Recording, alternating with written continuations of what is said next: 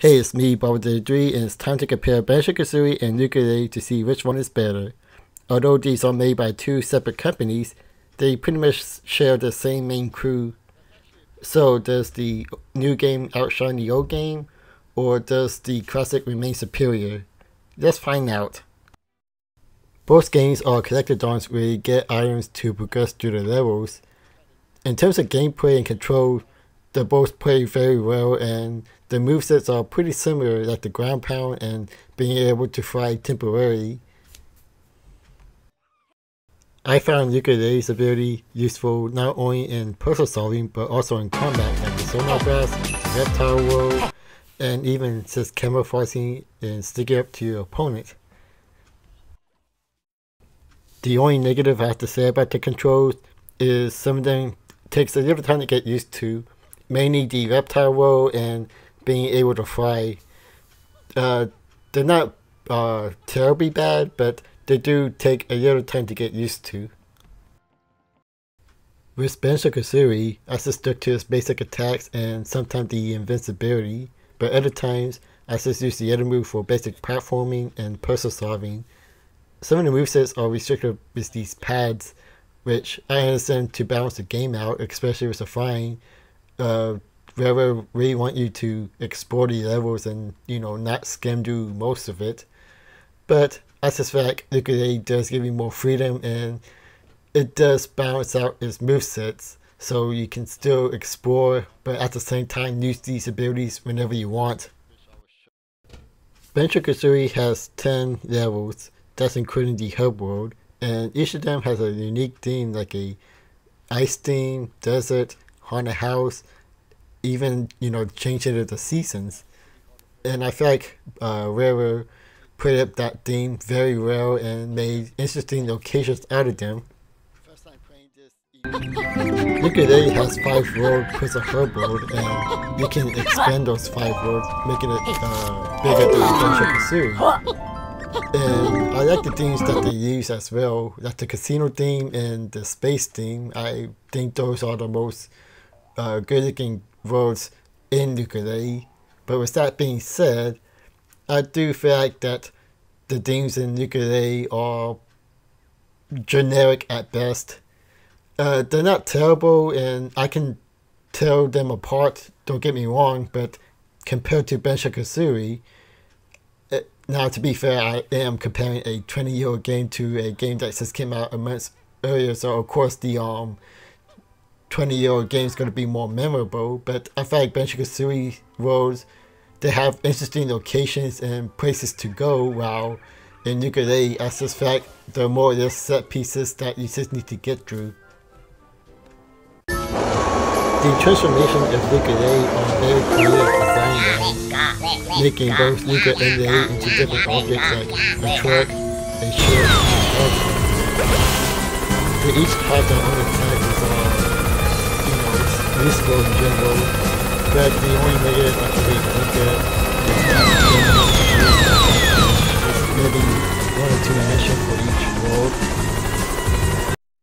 Banjo-Kazooie's transformation is very basic. They turn you into small animals and 1 pumpkin. Most of them don't have an attack, and they're mostly used to get to areas that you couldn't do with your normal Banjo-Kazooie form. As for boss battles, well, Banjo-Kazooie doesn't necessarily have bosses, more like mini bosses and defeat all the enemies run. And they're pretty basic for the most part, except for the final boss, which is the greatest boss ever. The boss battles on Yooka-Laylee are on a much bigger scale and have different phases in each battle. They're pretty easy to defeat except for the one on the minecart. That one I think can get a couple of cheap hits on you even if you memorize the items of each phase. And the final boss is a bit disappointing. It's easy for the most part except for the final part. It's mostly due to controls and everything else, to be honest. There was one thing I forgot to mention in my Yooka-Laylee review, and that's that Yooka-Laylee has checkpoints, and you get these checkpoints by going inside buildings or accepting a mission. So say if you failed a mission or died from a mission, you can restart from that place right from the get-go instead of, going all the way back to the beginning of the world and, traveling all the way back to get to that particular mission. In Banjo-Kazooie, when you die, you return at the beginning of the level, and if you die, in the N64 version in particular, all your notes reset, so if you try to get all 100 notes and you die in the middle of it, then that means you have to go all the way back to Seal and all the way back to the location you already went to. Now luckily they fixed this in the 360 version, so which I highly recommend getting that version instead. So that problem is pretty much obsolete at this point. For the other parts of both games, I pretty much have the same opinion for both categories. Like for music, I like them both. They both fit the environment very well, although I would argue that Banjo-Kazooie are much more catchy and memorable, while in Yooka-Laylee, they're fun to listen to, but not really music I would listen to, on its own, just when I'm playing the actual level itself. I love the humor in both of them. They're both pretty funny games, and the graphics are pretty good, though Banjo-Kazooie does show its age a bit on the N64 version. But other than that, that's pretty much all I have to say, so which one's the better game in my opinion?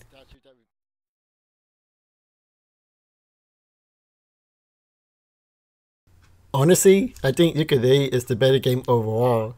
Now I know that people are going to disagree with me and express their opinion in the comments section, which this is one thing I like about making versus video like this, is that it gets people talking, and even though I don't respond to any comments or all of it, I do read them and I do find it interesting, why you disagree with me. Some of them I agree with, others is just, your generic fanboy response, but for the most part, I love getting comments like these.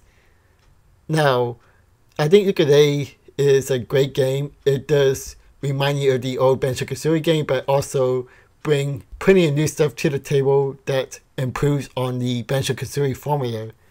Now, is it a perfect game? Of course not. Is there thing that can be improved upon it? Of course there is. But, just like the original N64 version of Banjo-Kazooie, it was a great game that I enjoyed, but there was also some stuff that I didn't like. And if you play the 360 version of Banjo-Kazooie, they improve upon that, like the item collecting, specifically the notes.